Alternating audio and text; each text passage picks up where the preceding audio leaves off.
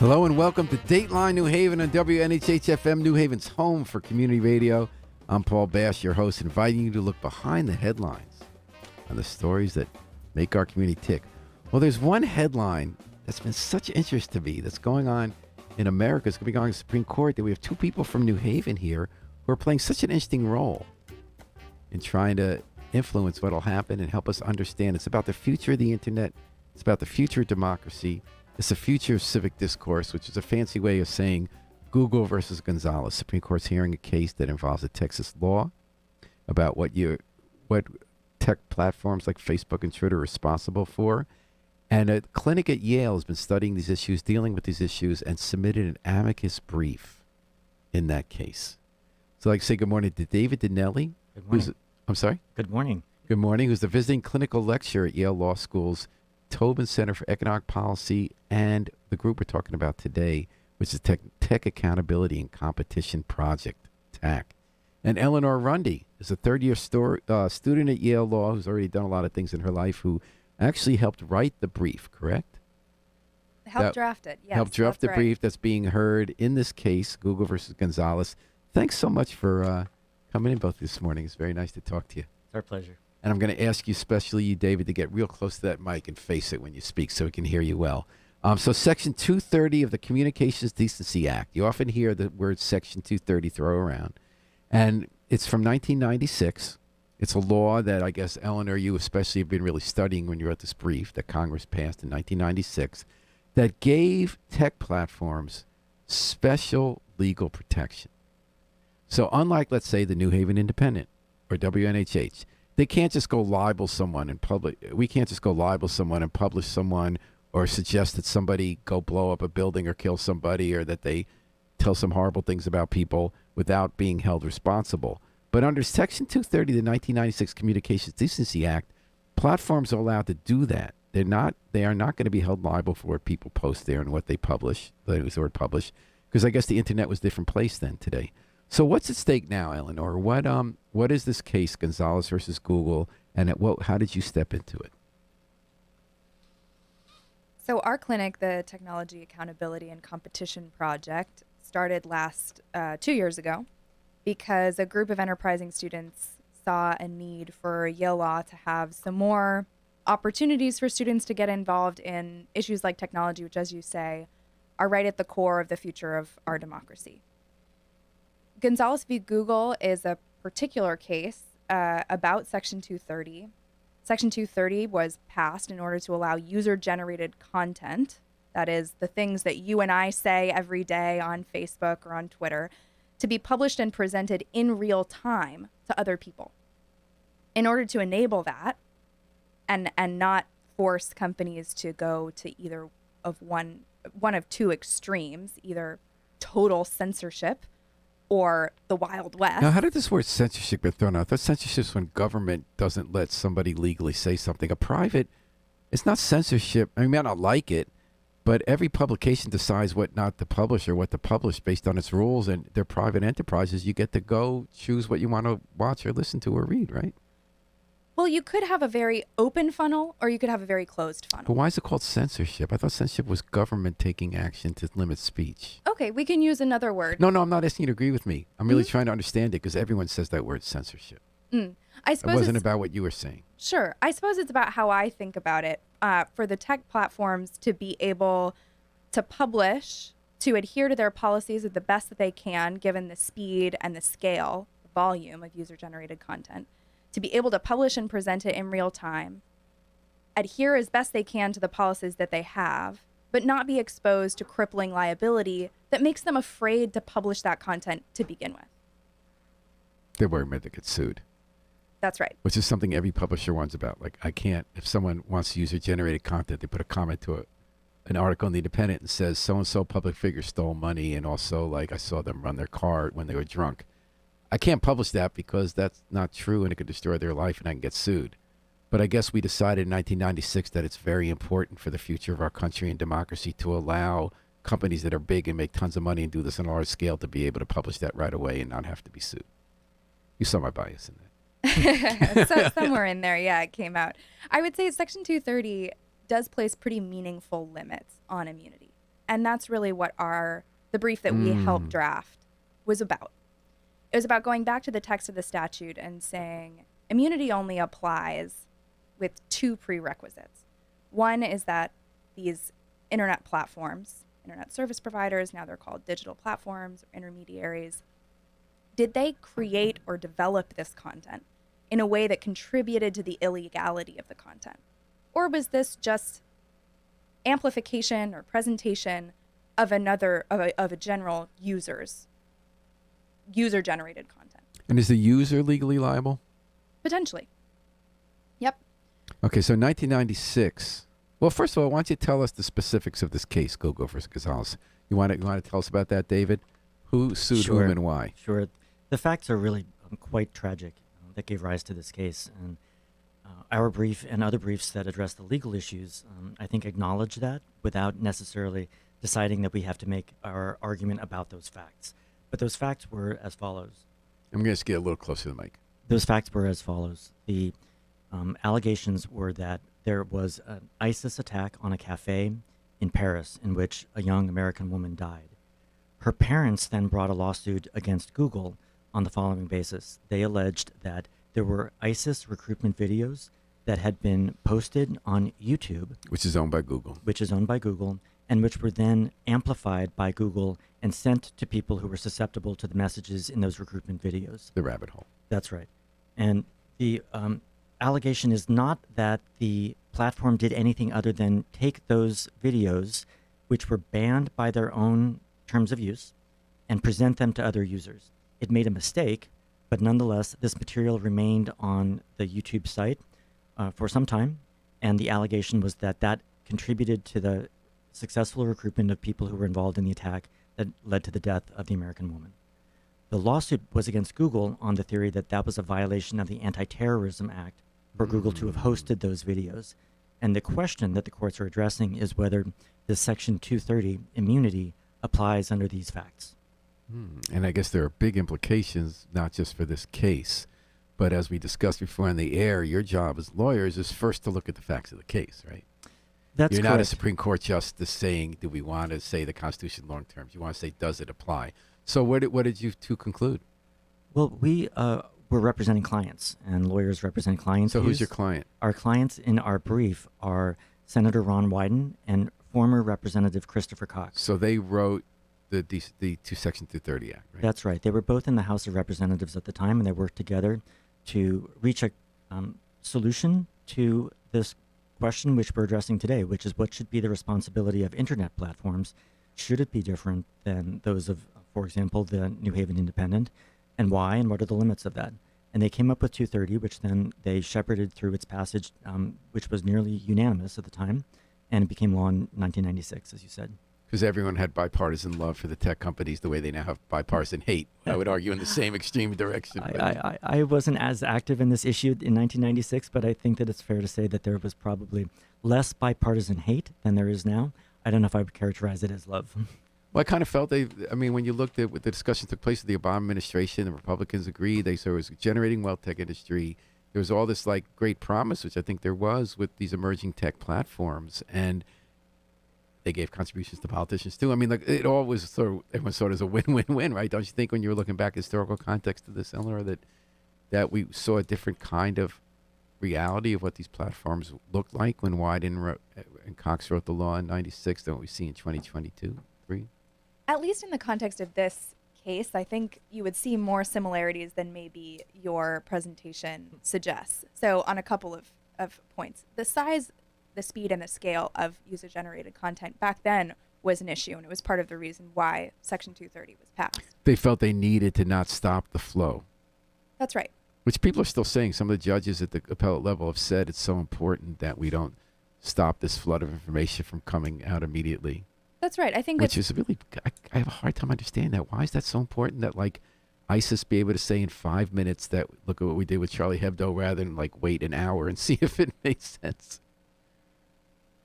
I think the enrichment of our discourse by allowing user-generated content in real time is considerable. Additionally, at the time, recommendations were happening all over systems. They helped enable the growth of Amazon, which was ranking books, search engines, that were ranking results. So it allows you to see what you are hopefully looking for if the algorithm is doing its job. And it's sort of like the weather. It's happening. Technology has changed how we communicate with each other and how information spreads. So the question is what the rule's going to be. That's right. So you're a client. Now, why did they need you to hire you? They're not being sued, but they want to do an amicus briefs. And why is that? Why did the congressman who writes these laws want Yale Law's clinic to help them draft an opinion? Amicus briefs are a way for people who have insight into the issues before the court to offer those opinions, views, and sometimes additional facts, frankly, that might not be considered or be presented by the parties to the case. As you adverted to earlier, the parties to the case are limited to the actual facts that are in the record, the laws that are before the court, and they all are being presented by lawyers who have obligations to advocate for their clients. Amici, who can be anything from a law professor to a scientist to someone on the street, can offer insight other than that offered by the parties in a way that gives context, gives nuance, and tells the consequences of different kinds of actions that the court might take. And a Supreme Court case, the Supreme Court's still considered like the great debating society where they are looking at the big issues. So I could imagine They that are these briefs looking- often play. Your brief is going to actually be very important to what gets discussed that day and how they think about the implications of what they're doing, right? Well, we hope so. And by representing the two people who were charged with, or did in fact write the law, we think that they're focusing on the words of the law itself will be given great weight by the court. So how did this happen? So you run this clinic. You come from D.C. and run this clinic at Yale. You had the students formed it because they want to have an impact. How did it come about that these Congress members contacted you? And then how did you go about working with the students to have this opinion put together? I'll answer that carefully because some of that is privileged or part of the... We can just tell us and the Yeah. listeners. That's okay. You're But covered by Section 231, which is you can say anything on Dateline New Haven. 231. I'll have to read that when I get back to the law library. We as a clinic had been doing work with a member of Senator Wyden's staff on a number of issues. Huh? And when certiorari was granted, that's a hard word to say for many people. When they say but we'll hear your case. when the court says that we'll hear your case, we inquired as to whether there were plans to be involved on the part of the senator, and lo and behold, there were, and we ended up where we are now, representing them along with co-counsel. How fun. And how many students did you end up working with? There were 7 students who worked on the brief out of a total of 15 students. 14 or 15, I should know, but it's either 14 or 15, 7 of whom worked on the brief in a very short period of time.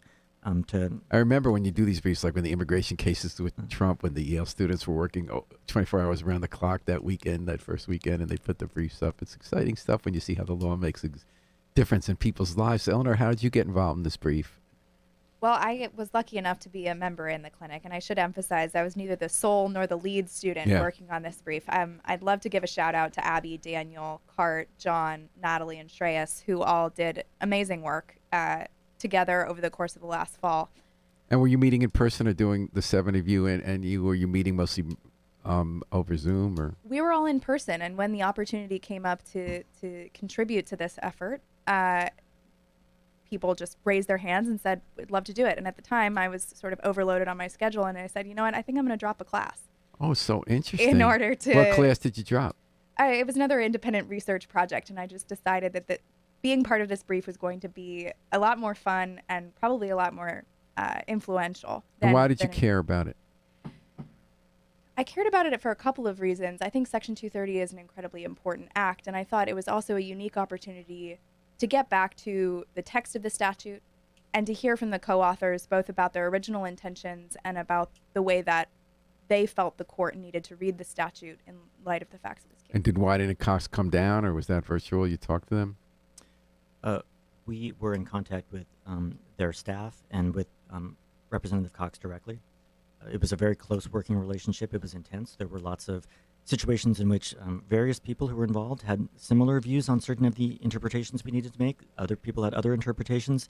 It was just like the best of the best in terms of our experience working with people who thought very deeply about matters of great concern. So it was a terrific experience all around. We're talking to Eleanor Rundy, third-year law student at Yale, and David Donnelly, who runs a clinic there about tech accountability and competition. And they worked with a team of others at Yale to put together an amicus brief that's part of an important part of an upcoming Supreme Court case, Gonzalez versus Google, about what responsibility tech platforms have, like YouTube, for the impact of the stuff they publish You're hearing that in Dateline, New Haven, 103.5 FM, live stream, newhavenpin.org. When is the case being heard?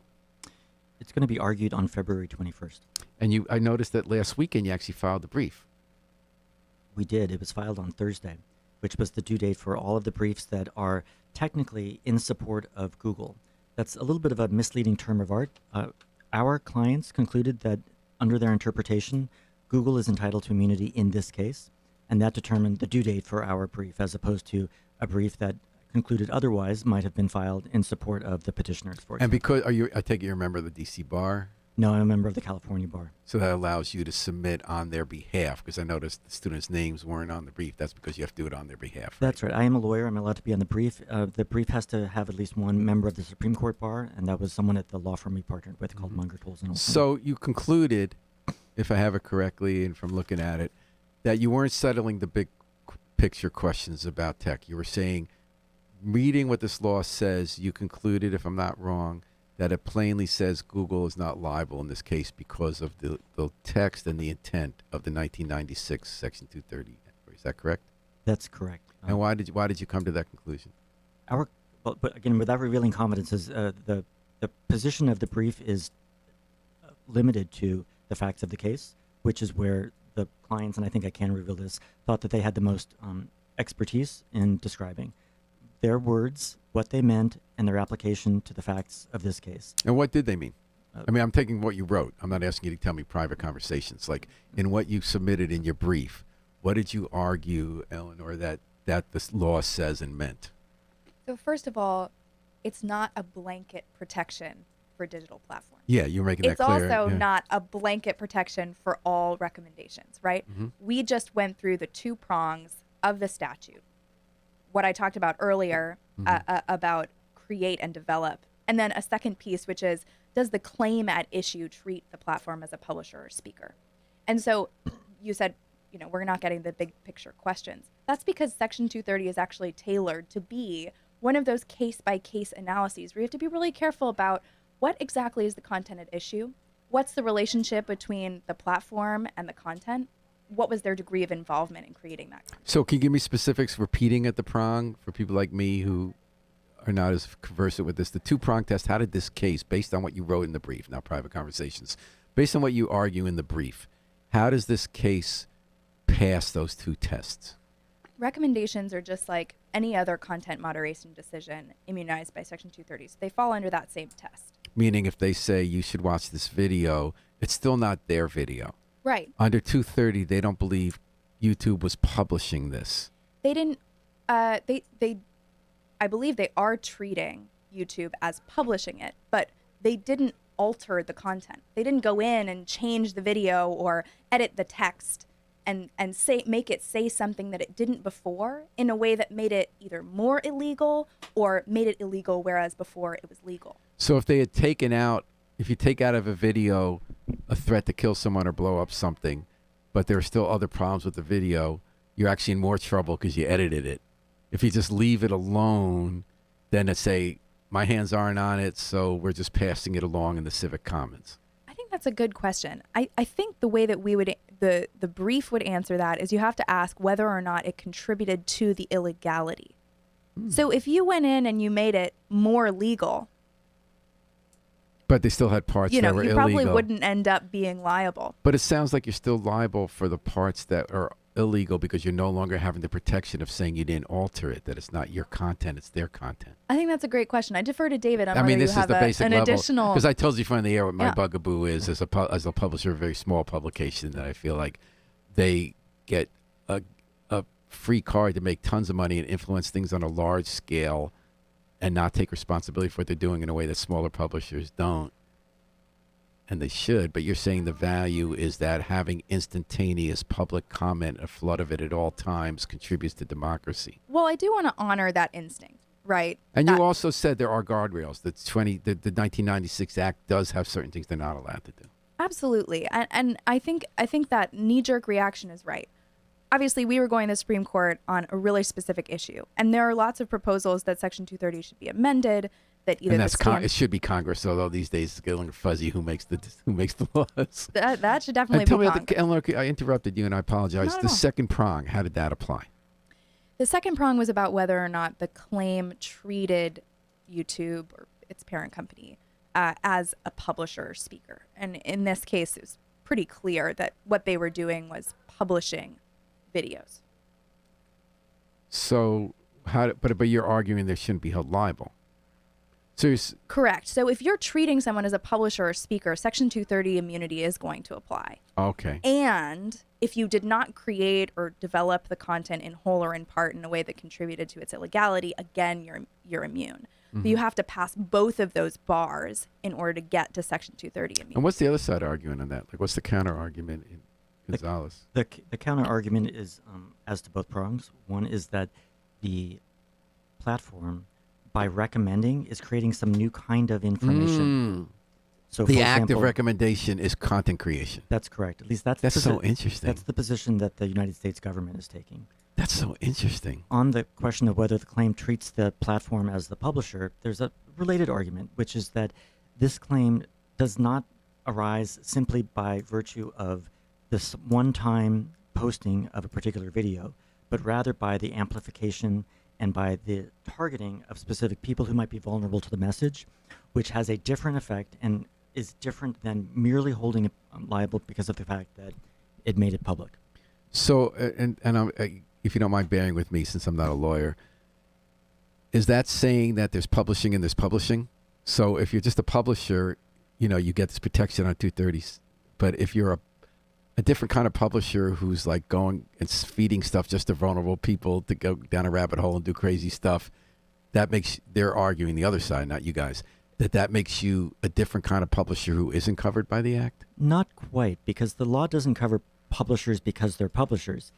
It relates to whether the claim at issue would treat the defendant as a publisher with respect to the imposition of liability for the mere publishing of the content. Mm-hmm. So it might apply to me, for example. I don't have to be a publisher in order to claim Section 230 liability if I happen to operate an internet platform that allows people to post comments. I could create a website. Eleanor could post something. It could be libelous, for example. I would be still entitled to the possible protection of the immunity if I met the standards of the statute. As long as you don't change what Eleanor published, and Eleanor could be held liable. That's correct. Theoretically. That's correct. Right. I wouldn't do that to one of my students. Yeah. So the Florida law is also being heard in conjunction with the similar, got struck down, but this got upheld.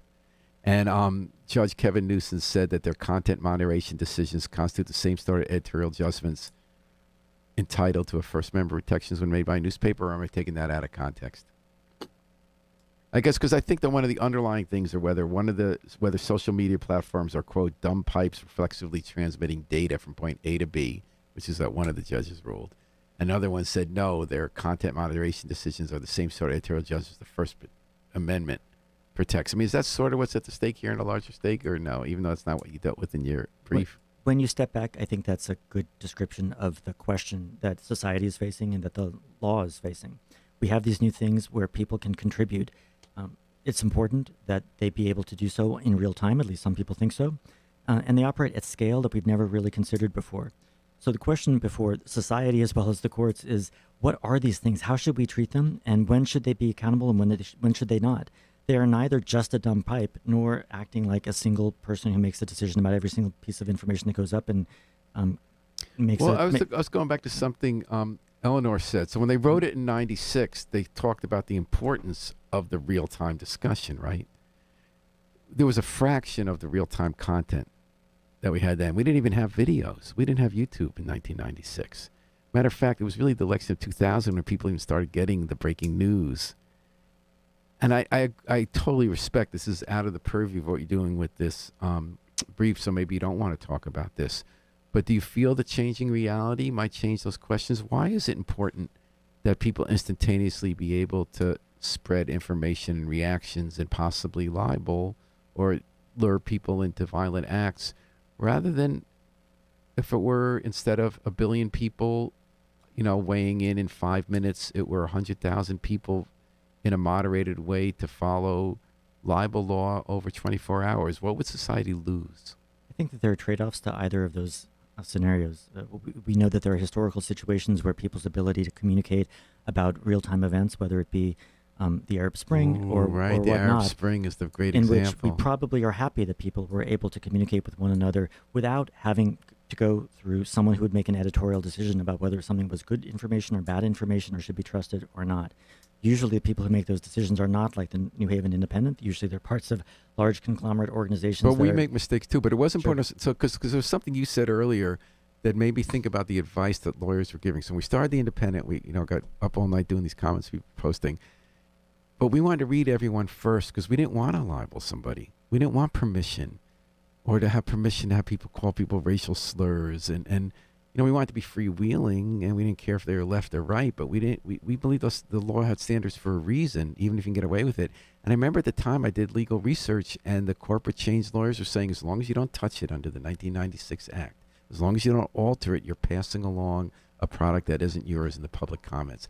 And I thought that was such an abrogation of responsibility. These news organizations that reach a mass and have such impact to destroy people's lives no longer were responsible under the law. And I didn't see what the social good was in that. And now that it's so much of a bigger level and instant, is the social good so that if we luckily get the Arab Spring and in that country the autocrats haven't figured out how to shut down the pipes, we can find out that your neighbor's rising up the government, you go to the streets? Is that what we're really fighting for here? When Marjorie Taylor Greene gets to harass someone from Parkland about whether they made up, or some Alex Jones is getting the people in Newtown having to move 5 times because they're getting doxxed? One of the issues is that we don't know as much as we should about what's happening, in part because the data that would help us understand the situation on a broader scale is not always available to researchers, to academics, to anyone who would be wanting to know the answers to the questions you're asking.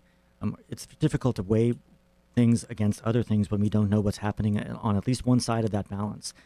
Right now, we know that these platforms have increased in size in terms of the scale, velocity, and volume of the material that's posted. We know that there are some things that we can fairly attributably assign to one particular platform or another based on conduct that did or did not occur. But for the most part, it is very still, I would say, a nascent area of study to figure out what is the actual connection between what's going on in these platforms and things that are happening in the real Well, world. you're talking about a case like this, we say that have anything to do with the guy blowing it up. But I'm trying to understand what the value is on instantaneous, hyper mass, immediate publishing what people say and information. What is the pro? I'm still trying to figure out what the upside is. Well, again, I think this is in my personal capacity. I would weigh it against the possibility that if we didn't have that and if we weren't headed that way, that it would be companies like the big behemoths who are currently the tech platforms making decisions not in my interest or your interest. So why Eleanor's can't you go to a interest. different platform then? I mean, Trump did Truth Social. He didn't like what Twitter did. One of the problems is that there is monopoly power in most of these markets. And so although, yes, Trump could go to Truth Social, it's not the case that everyone can switch. I know, for example, people who might want to switch from Facebook, but their children's school schedules are on Facebook. There are barriers to switching. There are barriers to switching, and what we should do, I think, is open up these markets to more competition. Oh, totally, and have the ability not to have other ways that they're able to monopolize the market. But okay. I'll just say one thing on that point. I mean, think about how much time you invested in going through each one of those comments. You said people were staying up all night. How many comments was that? And how many staffers did you have to put so we to can, that and task? the New York Times does that. So New York blow Times, it up and then think about So how you know what much we capital you decided? have to invest. We invited we stopped because stuff was getting through. We stopped our comments, and our readers flipped out. We want to comment. They convinced us it was important. We went through a big process. And what we decided was, I'd rather have 12 comments than 100 on a story. And we decided that we're going to do the best we could, but we weren't just going to publish the stuff. If we had 12 intelligent thoughts that were pretty diverse, as opposed to 100, it actually was a more meaningful conversation. And if you don't like that, I always told people, because some people I started banning. And at first I wouldn't ban anyone because I felt like I would be imposing my political views. And I was scared I would be doing that. Then after a while I said, they're putting in such crap about people, and it's so against the reason you went into media, that I'm just going to embrace the inner child and do it. And I tell people, look, I'm sorry you feel bad that I didn't let you call that person that ugly name or suggest they committed a crime. They didn't crime. But you can go to the Channel 8 website, ABC. They'll let you put that there. You can go to the New Haven Register website. They'll let you put that there. And you have freedom of choice. And I agree, you got to deal with the anti-competitive parts of the market big time. But you'd still had the choice. And in fact, people in New Haven made the choice. that if they cared about stuff, they were going to go here for the discussion. And when they make decisions in government, they feel, even though it's not a scientific science pulse, and there are other websites, especially on Facebook, where hundreds of people weigh in. And I would argue it really doesn't matter. Yeah, I think it's very context dependent. I think it's a lot harder for a social media platform, for instance. It is. to How say, much money? They can't do it at that scale. And I say, I'm crying. I'm playing the violin. So Facebook, your business model on Twitter that's based on something pretty ugly and you can do in scale, make tons of money while you're destroying people's lives and wrecking the world. I'm sorry you can't do that because it's not going to work at scale. Because you can't hire enough people. You're going to have a lot of smaller ones. So Mastodon tried it with Twitter. Mastodon was boring, so we lasted there a week and left. But maybe, and the school schedules on Facebook. But then there'll be something that's interesting that they will put the school schedules on Facebook. So let's imagine instead that you were talking about which friends you got to see posts from. And some third party is telling you can only see the posts from 12 of your friends instead of 100. Which Facebook has done because they want to make money on users now because some of the very good laws that people like you advocated where they can't take our privacy away means they have to now monetize that. So you know what my answer is? That's okay. Facebook's a private company. Musk can do whatever he wants on Twitter. I'm going to find some other platform. And if I don't have one today, my life isn't lost. And I'll call up my friend. And I'll call up 5 friends. But I still want that. But I don't feel like if it's a month lag time till you find a better alternative, especially if people like you keep the marketplace competitive, I know I'm being hardcore and I'm sorry. I don't see what's lost. I don't see what the value is in that scale at all costs with no responsibility for product safety. So my personal inclinations are probably more similar to yours than maybe our brief. But I know much described. less about the law than you guys do. That's why I'm asking you. But I will say that Section 230 does not immunize just the biggest and the largest tech platforms. It applies to everyone. And one of the concerns that was at the minds of those who drafted it and enacted it and remains top of mind for many people who support something like it is that there are small outlets that might not be able to put into the effort, or might not be able to put in the effort that you and your staff members did. And if that's the case, I would prefer that those still be able to try their best to market themselves, to compete, without the threat of liability that could shut them down because one person posted something. And I would argue someone who has run some pretty low budget operations, I didn't feel I should be in business if I could destroy somebody. I didn't think that was so important. I agree it's hard, but then you just have to settle for having fewer comments up until you get to them. Perhaps. Again, we're weighing values, right? We're weighing the value of being able to democratize participation by making something available that is like a megaphone, right? Someone goes to their computer and says something.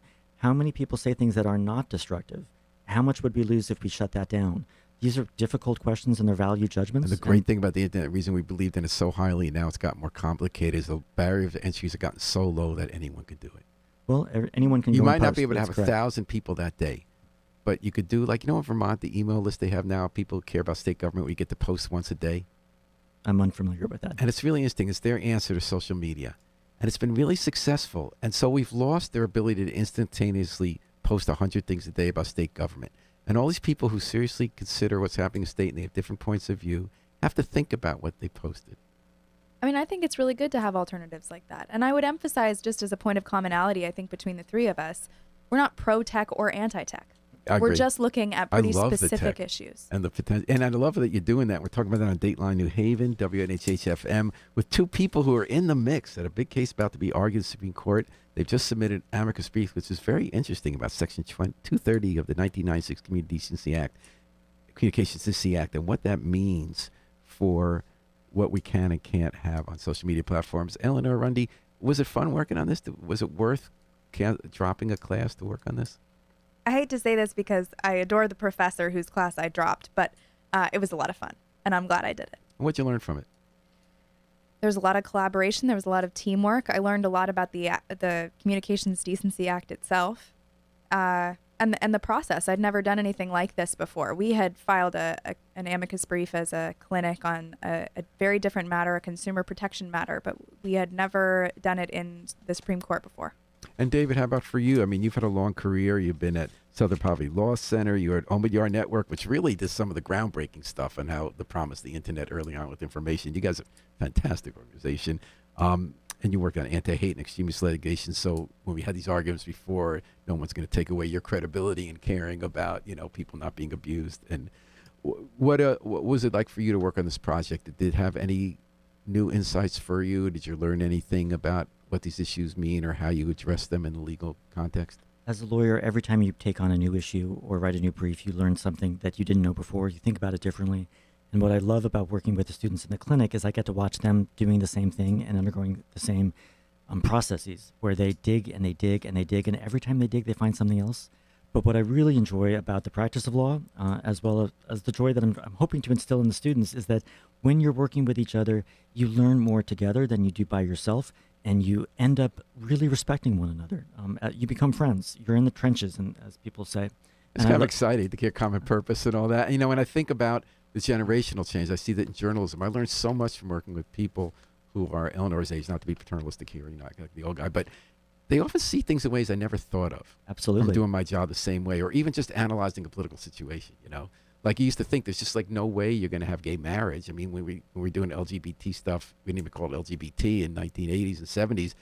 If you thought you could have civil unions, can America get there? They're going to have like this backlash, everybody kills each other. Then all of a sudden, no, we can have gay marriage. You know, younger people say we can have gay marriage and the world's not going to blow up. And in fact, all these conservative, Christian, Republican young people are going to agree. So is there anything like that that you saw in the law here about the way we look at communications or the way the potential of information to deprive people of their rights, or the way they looked at the law and saw that as an instrument for addressing that after you've done it for so many years?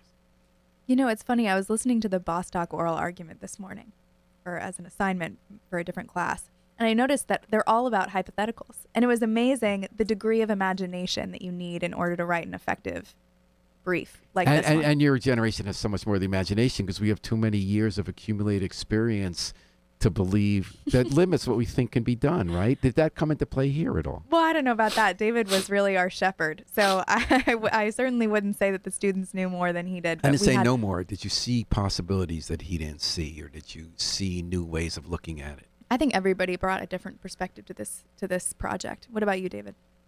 Well, I sometimes am reminded by how much of your lives have been lived with tech. Mm-hmm.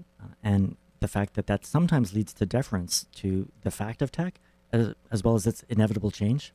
And I sometimes think of it as a static thing, something I came upon later in life.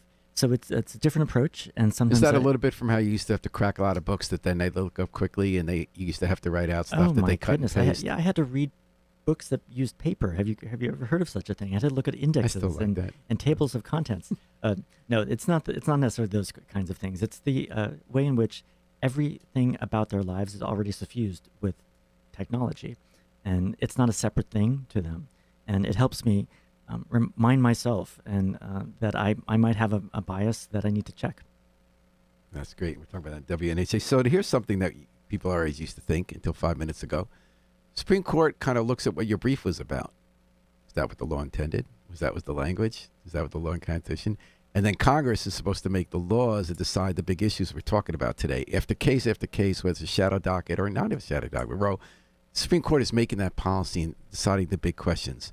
Who's going to decide these big questions we're talking about that aren't about whether you're right or wrong in your brief, but what these platforms should be in 2023 as opposed to 1996? I will predict that there will be legislative activity. There has been at various times over the course of the long life of Section 230. And one hears grumblings even today that there will be activity maybe quite soon. We'll see what happens, but it ought to be the subject of concern for everyone who has any interest in the So future there's of the been, internet. for a few years now, there's been, tell me if I'm wrong about this because you know a lot more than I do, there's been some convergence on left and right. I mean, Josh Hawley, the senator from Missouri, and Amy Klobuchar from Minnesota are agreeing on a whole set of responsibilities they want to add to big techs and how they're operating. And that, so theoretically, in the way Congress works, that should be an opening for bipartisan legislation that can make change on a big issue. We saw year after year, there are a lot of stories about that. People like us read them, and then they don't make it in the end when the priorities are what's going to get called, because it seems like, I don't know if it's because there are enough political donations on both sides of the aisle that there's enough incentive for them to get over it, or because the polarization of American politics that people have to view issues in camps so they really can't come together to solve a big issue. Whatever the reason is, generation here, he was optimistic here. He believes Congress can do it. You've watched Congress now as an adult. What do you think? Or do you think Supreme Court's going to continue just Congress punting it over the Supreme Court, and then we'll be mad at them, but they'll be deciding these big philosophical issues? I agree with David that the key is that the American people get to make these decisions as close to popularly as possible. And that suggests, That's what we Con- want. congressional Are we action, right. able to do that? Can our system do it?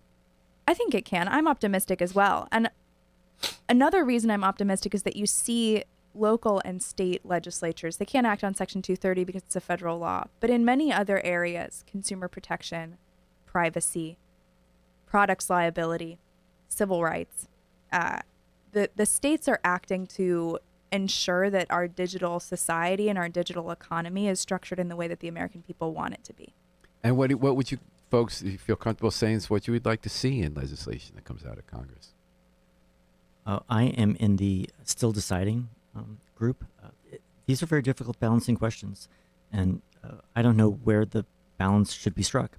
I have some views as to particular instances, and whenever I think of those, it's always difficult to articulate exactly what that would look like as legislation. I'm really hopeful that we'll be able to continue as a clinic to be involved with those questions and maybe even work with some legislators who are So what's next in for charge. you? Are you long-term at this clinic? What other work are you doing, and how engaged are you going to be on this issue? I hope I'm long-term at the clinic. I'm also doing a lot of work with economists at the Tobin Center and elsewhere on other issues that are related to digital regulation in particular. And are you we talked before, are you looking at the European Union, which is kind of moving ahead of America and throwing out some ideas that we can watch? What are you watching of interest there? We along with a lot of economists and lawyers in Europe, recently published a paper that offered some insights into where we think the European Commission should put its strongest efforts in the first couple of years of the enforcement of the Digital Markets Act, which is a comprehensive regulation that would change dramatically the way that the digital platforms work.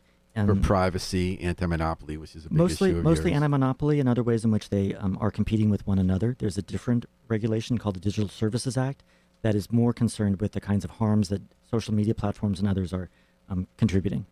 So the one you're focusing on is like whether they're going to privilege their own products if they're the ones selling. That's right. That's a key provision. And it's very difficult to figure out how that's going to be operationalized. But the bottom line is that there is consensus, it seems, in Europe and now with some legislators in the United States who have proposed something similar, that these platforms should not be able to preference their own products in a way that's not visible, at least to consumers. Amazon, for example, putting its own products in the buy box without people knowing the whether buy that's box, the case. yeah. Or, for example, Google putting its own results, its own products, its own services at the top of the service, the Search results results, page for and then the search app results. stores. Yeah. That's correct. App stores as well. And then, is it the Netherlands that are going to become like our California? You know how states, California does environmental regulations or new laws, and the rest of the country watches and industry reacts because they're such a big part of the market. They're saying that they're holding them the Dutch standard. The tech companies saying if we meet their rules that are strict for about privacy and anti-monopolistic practices, everybody else that'll fall in line. There is some of that happening. The Netherlands has had some interesting moves it's taken in connection, for example, with dating apps and whatnot. But I think that the analog here is that people are beginning to realize that the action is taking place in Europe. And Europe is a big enough market that if Europe requires it, it might not be California that has to do it. Maybe it's just That's what Europe. I mean. They're the And if it's Europe and California, the digital platforms have really no choice but to fall in line. We'll see how that plays out. And Eleanor, what do you see? You say you're not sure what you're doing next in life. You're graduating this year. Coming out of this experience, how do you see? What kind of engagement do you see on this issue in your life moving forward? That's right. My post-graduation plans are still TBD, but I hope that I get to continue in this vein on data governance, on algorithmic regulation, on digital platforms more generally. And am I correct that you are optimistic about our society's ability to strike that balance, to have these tech platforms have more responsibility and have some good guardrails up while not losing what you see as a benefit to society with this real-time mass participation in civic discourse? If I weren't optimistic, I don't think I could operate. And how about you? I am. I think that this is the challenge of the day. It is the challenge of the day. And we now realize it. And I think that there are very few segments of society that won't be engaged. Well, Dave Dateline and Eleanor Rundy, thank you for taking on the challenge. We love when smart people take the time to try to wrestle with some of society's biggest issue. And thank you for taking the time for coming on WNHH-FM. Of course, thank you. And Thanks talk for about having good me. luck with this case. It'd be exciting February 21st. You're going to watch it online? You're going to go to Supreme Court or what? We might go. We'll see. You We go to might have a Supreme little Court. field trip. All right. Well, I hope it's a fun field trip. Thanks to Harry Dross, who's working the control, putting us on more platforms than are contained in the multiverse. We're going to take it out with the Afro-Semitic Experience performing I Wish I Knew How It'd Feel to Be Free from the group CD, A Plea for Peace. This is Paul Bass inviting you to fly free with us all day and all night long at WNHH, New Haven's home for community radio.